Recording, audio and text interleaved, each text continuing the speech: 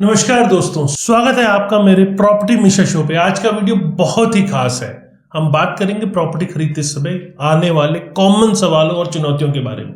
अगर आप प्रॉपर्टी लेने की सोच रहे हैं और फिर होम लोन लेने की योजना भी बना रहे हैं तो वीडियो आपके लिए है। इससे पहले कि आगे बढ़े मैं आपको बता दूं, अगर वीडियो अच्छा लगे तो लाइक कमेंट शेयर करना ना भूलें और फ्यूचर में रेगुलर आपको इंफॉर्मेटिव वीडियोस मिलते रहे, इसके लिए आपको चैनल को सब्सक्राइब करना है। तो चलिए शुरू करते हैं।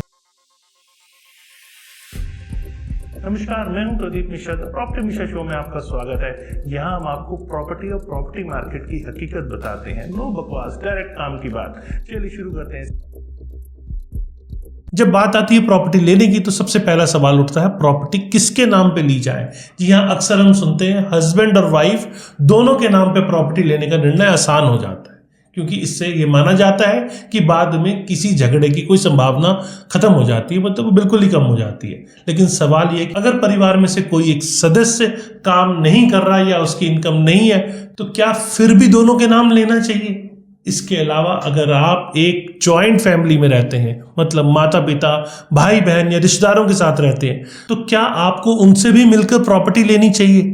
अक्सर माता पिता अपने बच्चों को आर्थिक रूप से सपोर्ट करने के लिए अपनी प्रॉपर्टी उनके नाम डाल देते हैं, लेकिन ये जरूरी नहीं है कि यह हर किसी के लिए सही निर्णय हो। हमें समझना होगा कि प्रॉपर्टी लेने से पहले फायदे और नुकसान क्या है। सबसे पहले समझते हैं जॉइंट ओनरशिप होती क्या है। जी हाँ, जॉइंट ओनरशिप और को ओनरशिप में अंतर क्या है, पहले आपको ये अंतर समझाता हूं। सबसे पहले बात करते हैं जॉइंट ओनरशिप की। इसका मतलब है प्रॉपर्टी में कई मालिक होते हैं। इसमें कोई भी दो या दो से ज्यादा लोग मिलकर प्रॉपर्टी खरीद सकते हैं, चाहे वो परिवार के सदस्य हो, रिश्तेदार हो या फिर दोस्तों के साथ मिलकर भी प्रॉपर्टी खरीद सकते हैं। अब को ओनरशिप समझाता हूं आपको। ये शब्द भी लगभग एक ही अर्थ के लिए उपयोग होता है। यदि सेल डीड में कुछ भी स्पष्ट नहीं लिखा गया है तो डिफॉल्ट रूप से ही माना जाता है कि सभी ऑनर्स का शेयर बराबर है। यदि सेल डीड में किसी विशेष प्रतिशत का उसमें मेंशन किया गया है तो उसी के अनुसार हिस्सेदारी तय होगी। अब एग्जांपल के तौर पे आपको बताता हूं, अगर एक प्रॉपर्टी में 4 लोग मिलकर इन्वेस्ट कर रहे हैं और सेल डीड में कोई परसेंटेज नहीं लिखा तो सभी का शेयर 25-25% माना जाएगा। लेकिन अगर लिखा हो कि पहले व्यक्ति का शेयर 40% है, दूसरे का 30% है और बाकी का 15% है, तो उसी के अनुसार प्रॉपर्टी को बांटा जाएगा। मतलब कितना परसेंटेज मेंशन है वो उसके अंदर इंपॉर्टेंट हो जाता है। लेकिन अगर मेंशन नहीं है तो 25-25% ही सबका इक्वल शेयर माना जाता है। अब प्रॉपर्टी में कितने जॉइंट ओनर हो सकते हैं, ये क्वेश्चन भी अक्सर आप लोग मुझसे पूछते हैं। इस बारे में आपको बता दूं, कोई सख्त नियम नहीं है। खानदानी प्रॉपर्टी में अक्सर आप देखेंगे जॉइंट ओनरशिप या शामलात खाते की जो प्रॉपर्टी कहते हैं उसमें बहुत सारे ओनर एक साथ होते हैं। लेकिन इंपॉर्टेंट चीज ये है कि अगर आप होम लोन लेने की प्लानिंग कर रहे हैं तो बैंक आमतौर पे एक प्रॉपर्टी में 6 से ज्यादा ओनर शामिल नहीं करता है। बैंकों के नियम और उसकी क्रेडिट पॉलिसी इस पर भी डिपेंड करती है कि कौन कौन हो सकता है। जी हाँ, अब बारी है जॉइंट ओनरशिप में शेयर का कैसे निर्धारण किया जाए। प्रॉपर्टी में हर ओनर का कितना शेयर होगा, अगर ये सेल डीड में कुछ भी विशेष उल्लेख नहीं है तो डिफॉल्ट रूप से सभी का शेयर बराबर होना चाहिए। अगर सेल डीड में प्रतिशत का शेयर मतलब परसेंटेज अगर मेंशन है तो उसी के हिसाब से उसे बांटा जाएगा। अब ये बात टैक्सेशन और भविष्य में होने वाले कैपिटल गेन जैसे मामलों में भी बहुत इंपॉर्टेंट हो जाती है। अब एग्जाम्पल के तौर पर बताता हूँ। यदि कोई प्रॉपर्टी बेचते टाइम कैपिटल गेन की जो कैलकुलेशन करनी होगी तो इससे हर ऑनर द्वारा दिए गए पैसे के हिसाब से ही कैलकुलेशन होगी। अब ऑनर की मृत्यु के बाद प्रॉपर्टी का बंटवारा कैसे होगा? एक और महत्वपूर्ण सवाल इसीलिए हो जाता है कि अगर एक जॉइंट ऑनर की मृत्यु हो गई तो प्रॉपर्टी किसके नाम और कैसे ट्रांसफर होगी। अब ये डिपेंड करता है सेल डीड में क्या लिखा है। 2 तरीके से, मतलब मेन जो है 2 टाइप की जॉइंट ओनरशिप होती है। पहली है जॉइंट टेनेंसी। इसमें यदि किसी एक ऑनर की मृत्यु हो जाती है तो उसका हिस्सा अपने आप स्वचालित रूप से बाकी बचे हुए ऑनर्स को मिल जाता है। यानी अगर 2 लोग प्रॉपर्टी में हैं और एक की मृत्यु हो जाती है तो जीवित व्यक्ति की पूरी प्रॉपर्टी हो जाती है। अब टेनेंसी इन कॉमन। जी हाँ, इसमें यदि किसी एक ऑनर की मृत्यु हो जाती है तो उसका शेयर उसके लीगल हेयर्स मतलब उसके वारिसों को मिलता है और बाकी ऑनर्स का शेयर इफेक्ट नहीं होता है। अब इसीलिए अगर आप चाहते हैं कि ऑनर की मृत्यु के बाद पूरी प्रॉपर्टी दूसरे ऑनर को मिल जाए तो सेल डीड में जॉइंट टेनेंसी का स्पष्ट उल्लेख करवाना जरूरी होता है। अब होम लोन और जॉइंट ओनरशिप की बात कर लेते हैं। जब आप जॉइंट होम लोन के लिए अप्लाई करते हैं तो बैंक कुछ मुख्य बातों पर ध्यान रखता है, जैसे प्राइमरी एप्लीकेंट और को एप्लीकेंट का रोल। जब 2 या 2 से अधिक लोग होम लोन के लिए अप्लाई करते हैं तो एक व्यक्ति को प्राइमरी एप्लीकेंट माना जाता है और जिसकी मुख्य जिम्मेदारी होती है, बाकी व्यक्ति को को एप्लीकेंट कहा जाता है जो मदद के तौर पे उसमें शामिल होता है। अब क्रेडिट रेटिंग और इनकम की बात कर लेते हैं। अगर किसी भी एप्लीकेंट की क्रेडिट रेटिंग अच्छी नहीं है या उसकी इनकम कम है तो होम लोन मिलने में दिक्कत आती है। इस स्थिति में बाजार की दर से मतलब जो इंटरेस्ट रेट है कई बार बैंक बढ़ा देता है और आपके अपने बजट पे भी काफी ज्यादा इम्पैक्ट पड़ सकता है। अब होम लोन इंश्योरेंस की बात कर लेते हैं। ये एक बहुत इंपॉर्टेंट स्टेप है। अगर होम लोन लिया है, किसी एक ऑनर की मृत्यु हो जाती है तो इंश्योरेंस कंपनी या तो पूरा पैसा लोन रीपे कर देगी या बाकी ऑनर्स को ईएमआई देने में मदद करेगी। इसीलिए हमेशा सलाह दी जाती है कि होम लोन लेते टाइम सभी ऑनर्स का एक बड़ा लाइफ इंश्योरेंस करवाया जाए। अब एग्जाम्पल के तौर पे बताता हूं। अगर हस्बैंड और वाइफ दोनों के नाम प्रॉपर्टी ली गई है और होम लोन भी ज्वाइंट लिया गया है और हस्बैंड की मृत्यु हो जाती है और यदि सेल डीड में दोनों का नाम सही तरीके से मेंशन है तो वाइफ को पूरा प्रॉपर्टी मिल जाएगा। लेकिन अगर रजिस्ट्री में पहले सिर्फ हस्बैंड का नाम था और बाद में वाइफ का नाम ऐड किया गया तो ये मामला टेनेंसी इन कॉमन के तहत आएगा, मतलब उसके लिए वारिसों के बीच में बांटा जाएगा। अब इसके टैक्सेशन के मुद्दे को भी समझ लेते हैं। प्रॉपर्टी खरीदने और होम लोन से जुड़ी टैक्सेशन की बात बहुत ही इंपॉर्टेंट है। अब इसमें इनकम टैक्स से छूट की बात कर लेते हैं।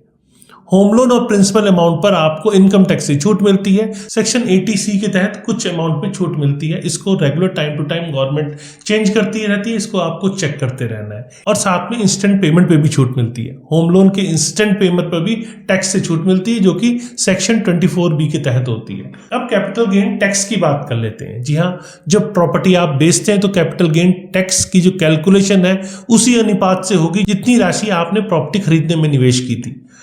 अगर किसी व्यक्ति का नाम सिर्फ नाम के लिए शामिल है और उसकी कोई इनकम नहीं है तो वह टैक्स के फायदे का लाभ नहीं उठा सकता। इसीलिए ये ध्यान रखना चाहिए कि प्रॉपर्टी में शामिल होने वाले सभी लोग या तो प्रॉपर्टी की वास्तविक इन्वेस्टमेंट कर रहे हो या होम लोन में भी योगदान दे रहे हो। अब जॉइंट होम लेने के फायदे और नुकसान भी बता देता हूँ। जॉइंट होम लोन लेने के कई फायदे हैं लेकिन इसके साथ साथ कुछ नुकसान भी होते हैं। सबसे पहले फायदे की बात कर लेते हैं। बजट के अंदर वृद्धि हो जाती है।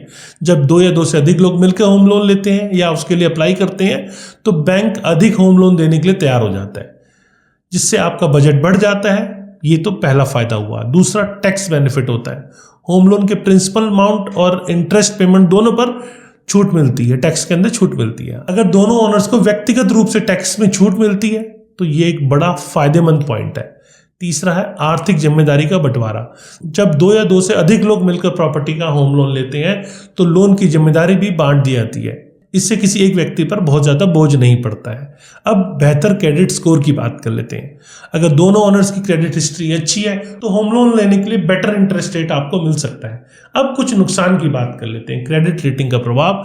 अगर किसी एक ओनर की क्रेडिट रेटिंग कम है तो उससे पूरे ज्वाइंट होम लोन की जो अप्रूवल है उस पर असर पड़ सकता है। अब यहाँ पे जिम्मेदारी का बंटवारा क्या होता है ये भी आपको समझा देता हूँ। यदि प्राइमरी एप्लीकेंट की मृत्यु हो जाती है या उनकी इनकम कहीं हद तक इफेक्ट होती है तो बाकी ओनर से पूरा लोन रीपे करने की जिम्मेदारी आ सकती है। शेयर का बंटवारा। जी हाँ, जॉइंट ओनरशिप में अगर कोई अपना शेयर अलग से बेचना चाहे तो सेल डीड में पहले से ही उसका प्रावधान होना चाहिए, नहीं तो वह अपना शेयर इंडिविजुअल नहीं बेच पाएगा। अब किसके साथ प्रॉपर्टी लेनी चाहिए? सबसे महत्वपूर्ण सवाल ये है, किसके साथ प्रॉपर्टी लेना आपके लिए सही है? इसका जवाब देने के लिए आपको कुछ बातों को गौर से समझना पड़ेगा। सबसे पहले रिश्तेदारों के साथ। अगर आप अपने परिवार के सदस्यों के साथ प्रॉपर्टी ले रहे हैं तो ये अच्छा विकल्प हो सकता है। माता पिता, भाई बहन और करीबी रिश्तेदार के साथ लेने से निर्णय लेने में आसानी होती है और भविष्य में किसी भी टाइप का डिस्प्यूट की संभावना भी कम हो जाती है। दूसरा, दोस्तों और बिजनेस पार्टनर्स के साथ। अगर आप दोस्तों या बिजनेस पार्टनर के साथ मिलकर प्रॉपर्टी खरीदते हैं तो सेल डीड में हर किसी के शेयर और जो उसकी रिस्पॉन्सिबिलिटी है उसको स्पष्ट रूप से लिखवाना बहुत जरूरी होता है। अब हस्बैंड और वाइफ के मामले में, अधिकांश मामलों में हस्बैंड और वाइफ दोनों के नाम पे प्रॉपर्टी लेना एक अच्छा विकल्प माना जाता है क्योंकि इससे बाद में फैमिली डिस्प्यूट होने की संभावना कम हो जाती है। लेकिन ध्यान दें, रजिस्ट्री और सेल डीड में सही तरीके से दोनों के नाम दर्ज होने चाहिए ताकि किसी भी परिस्थिति में कोई लीगल इम्प्लीकेशन आप पे ना आए। अब प्रॉपर्टी खरीदते समय ध्यान देने वाली जो इंपॉर्टेंट बातें हैं, जब भी आप प्रॉपर्टी खरीदने की सोचते हैं तो आपको कुछ बातें ध्यान रखनी है, जैसे सेल डीड और रजिस्ट्री।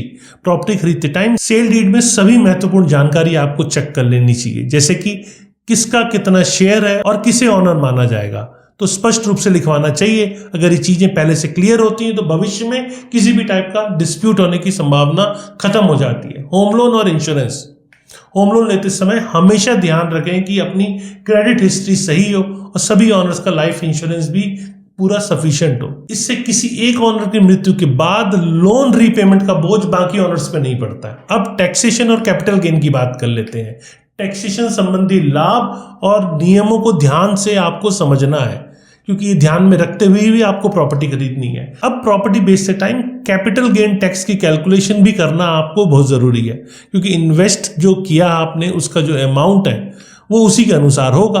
अब लोन की एलिजिबिलिटी और रिस्पॉन्सिबिलिटी की बात कर लेते हैं। जॉइंट होम लेते टाइम ये तय कर लें कि कौन प्राइमरी एप्लीकेंट होगा, किसकी जिम्मेदारी क्या होगी, और भविष्य में किसी एक की स्थिति अगर बदलती है तो पूरे लोन पे असर पड़ सकता है। अब कुछ केस स्टडी आपको बताता हूं, कुछ एग्जाम्पल के माध्यम से समझाने की कोशिश करता हूं कि प्रॉपर्टी में जॉइंट ओनरशिप कैसे काम करती है। एग्जाम्पल 1, हस्बैंड और वाइफ का मामला। मान लीजिए राजेश और सीमा दोनों के नाम एक प्रॉपर्टी ली गई।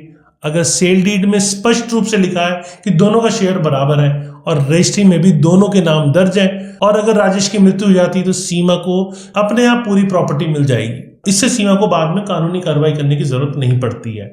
अब परिवार के सदस्यों के साथ प्रॉपर्टी की बात कर लेते हैं। माना कि एक परिवार में माता पिता, बेटा और बेटी मिलकर प्रॉपर्टी खरीदते हैं। अगर सेल डीड में शेयर उल्लेख नहीं है तो डिफॉल्ट रूप में भी सभी के शेयर बराबर माने जाएंगे। लेकिन अगर माता पिता ने अधिक इन्वेस्ट किया है तो यह बेटर होगा कि सेल डीड में परसेंटेज शेयर जरूर दर्ज करवा दे, ताकि भविष्य में टैक्स और कैपिटल गेन के मामले में किसी भी टाइप की कोई आपको फर्दर उलझन ना हो। अब बिजनेस पार्टनर्स के साथ में प्रॉपर्टी जब आप लेते हैं, दो बिजनेस पार्टनर मिलकर एक प्रॉपर्टी खरीदते हैं, इस स्थिति में सेल डीड में स्पष्ट रूप से लिखा होना चाहिए किसका कितना शेयर है, ताकि अगर भविष्य में किसी विवाद या प्रॉपर्टी बेचने का निर्णय लिया गया तो हिस्सेदारी के अनुसार ही बंटवारा किया जा सके। अब जॉइंट होम लेने के लिए बैंक की कंडीशंस क्या है।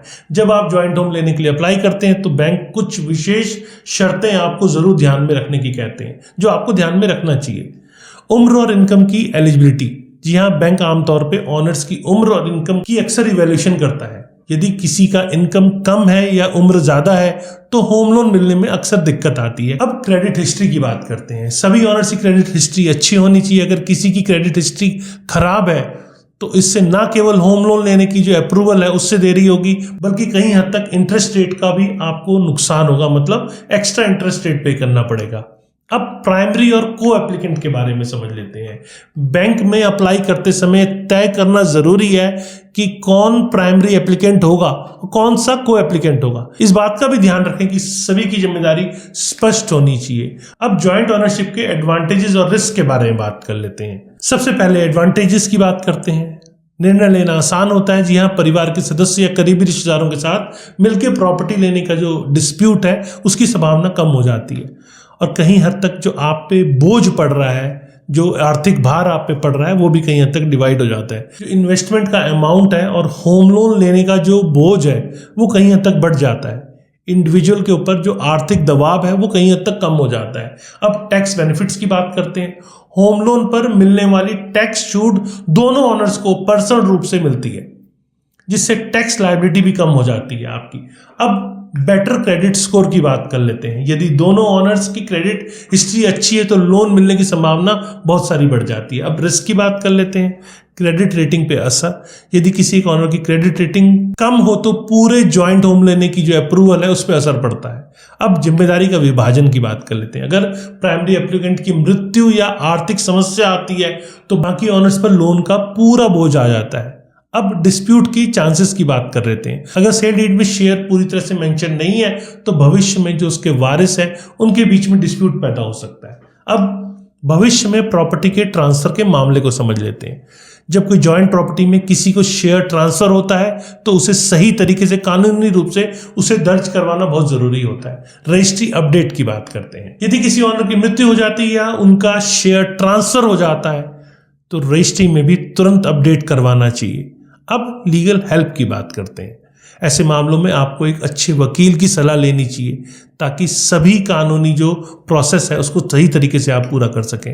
अब एक इम्पॉर्टेंट सलाह और सुझाव आपके लिए, प्रॉपर्टी लेने से जुड़ा हर निर्णय सोच समझ के आपको लेना चाहिए। यहाँ मैंने आपको बहुत सारी इंपॉर्टेंट सलाह दी है। सभी डॉक्यूमेंट्स की आप प्रॉपर वेरिफिकेशन कर लें। प्रॉपर्टी खरीदने से पहले sale deed, registry, income proof, home loan से रिलेटेड सभी डॉक्यूमेंट्स को सही से जांच लें। लीगल कंसल्टेंट जरूर हायर करें। किसी भी लीगल डिस्प्यूट या सवाल के लिए एक अच्छे वकील, अच्छे एडवोकेट से ज़रूर सलाह लें, हमेशा आपको फ़ायदा होगा। होम लोन लेना, इंश्योरेंस करवाना बिल्कुल ना भूलें, क्योंकि ये एक नेसेसरी स्टेप है आपका, क्योंकि फ्यूचर में अगर कोई अनहोनी होती है तो ऐसी स्थिति में लोन रीपेमेंट का बोझ बाकी ओनर्स पे ना पड़े। अब सेल डीड में क्लियर परसेंटेज शेयर का उल्लेख जरूर कराएं, जिससे कि फ्यूचर में कोई विवाद ना पड़े, उससे बचा जा सके और टैक्सेशन में भी आपको फायदा मिले। अपनी फाइनेंशियल कंडीशन को जरूर इवैल्यूएट कर लें। जी हाँ, प्रॉपर्टी खरीदने से पहले अपनी इनकम, अपनी सेविंग और फ्यूचर में कौन कौन सी प्लानिंग है आपकी, कौन कौन सी स्कीम या प्रोजेक्ट्स आपने सोचे हैं, उनका ध्यान जरूर रखें। सही विकल्प चुनें। यदि आप अपने किसी करीबी रिश्तेदार के साथ प्रॉपर्टी ले रहे हैं तो समझदारी से शेयर और जिम्मेदारियां अपनी तय कर लें। अब आपसे सीधी बात, जी हाँ, अगर आपके माइंड में कुछ सवाल आते हैं तो नीचे कमेंट सेक्शन में मुझे लिख सकते हैं। मैं कोशिश करूंगा कि आपके सवालों का जवाब भी दूं। अब प्रॉपर्टी में इन्वेस्टमेंट के फ्यूचर पर इफेक्ट की बात कर लेते हैं। आज के दौर में रियल एस्टेट एक इंपॉर्टेंट इन्वेस्टमेंट माध्यम बन चुका है। इन्वेस्टमेंट से प्रॉफिट, जी हाँ, सही प्रॉपर्टी में इन्वेस्ट करने से फ्यूचर में आपको अच्छे रिटर्न मिलने की संभावना हो जाती है। मार्केट ट्रेड्स, जब आप अपने करीबी रिश्तेदारों या बिजनेस पार्टनर के साथ मिलकर प्रॉपर्टी खरीदते हैं तो मार्केट ट्रेड्स का अध्ययन करना बहुत जरूरी है। इससे आपको पता चलता है कि कौन से इलाकों में इन्वेस्ट करने का फायदा या इन्वेस्ट करने से ज्यादा फायदा हो सकता है। अब फ्यूचर प्लानिंग की बात कर लेते हैं। जी हाँ, प्रॉपर्टी लेने से पहले सोचना जरूरी है कि भविष्य में आपकी जरूरतें क्या क्या होंगी। उनको आज ही 10-15 साल की प्लानिंग होती है, उसको आज ही आपको पेन डाउन करना चाहिए। चाहे वो बड़ा परिवार हो या बुढ़ापे के लिए सुरक्षित निवेश चाहिए हो या आपकी फ्यूचर में प्लानिंग मतलब परिवार के बढ़ने की गुंजाइश हो, ये सभी ध्यान रखें। प्रॉपर्टी के साथ जुड़े टैक्सेशन और लीगल एस्पेक्ट्स की जानकारी भी रखें, इससे आपको फ्यूचर में डिसीजन लेने में आसानी होगी। तो दोस्तों, आज हमने बहुत सारे इंपॉर्टेंट एस्पेक्ट्स आपके साथ शेयर किए। प्रॉपर्टी किसके नाम पे लेनी चाहिए, जॉइंट ओनरशिप के फायदे और नुकसान, और होम लोन लेते टाइम किन किन बातों का ध्यान रखें, और अगर किसी ऑनर की मृत्यु हो जाती है तो प्रॉपर्टी का क्या होगा। अब फाइनल टिप आपके लिए, हमेशा अपने सेल डीड और रजिस्ट्री के डॉक्यूमेंट्स की जांच कर लें। होम लोन लेते समय सही ऑप्शन चुनें, इंश्योरेंस करवाना ना भूलें। अगर परिवार के सदस्यों के साथ मिलकर प्रॉपर्टी ले रहे हैं तो स्पष्ट रूप से शेयर और जिम्मेदारी जरूर तय कर लें। किसी भी लीगल या फाइनेंशियल डिसीजन लेने से पहले अच्छे एडवोकेट और अच्छे रियल एस्टेट एक्सपर्ट से जरूर सलाह ले लें। मार्केट ट्रेड्स और भविष्य की जरूरतों को ध्यान में रखते हुए इन्वेस्ट करें। अब मेरा ये वीडियो उन सभी सवालों के जवाब देने का कोशिश था, मतलब एक प्रयास था कि प्रॉपर्टी खरीदते समय अक्सर जो आप लोगों के मन में उठते हैं, अगर आप इन इंपॉर्टेंट इश्यूज को ध्यान में रखते हुए और सही डिसीजन लेते हैं तो आपकी इन्वेस्टमेंट सेफ होगी और प्रॉफिटेबल साबित होगी। कैसी लगी आपको मेरे द्वारा दी गई जानकारी? अगर जानकारी पसंद आई तो लाइक, कमेंट, शेयर करना ना भूलें और अपने सवाल नीचे कमेंट सेक्शन में मुझसे पूछें। मैं कोशिश करूंगा कि आपके सारे सवालों के जवाब दूं। और अगर आप प्रॉपर्टी खरीद रहे हैं, होम लोन या रियल एस्टेट मार्केट के बारे में और कुछ जानना चाहते हैं तो मेरे चैनल को सब्सक्राइब करना ना भूलें। आने वाली वीडियो में और भी गहराई से इन विषयों के ऊपर चर्चा करेंगे। तब तक के लिए नमस्कार और जय हिंद।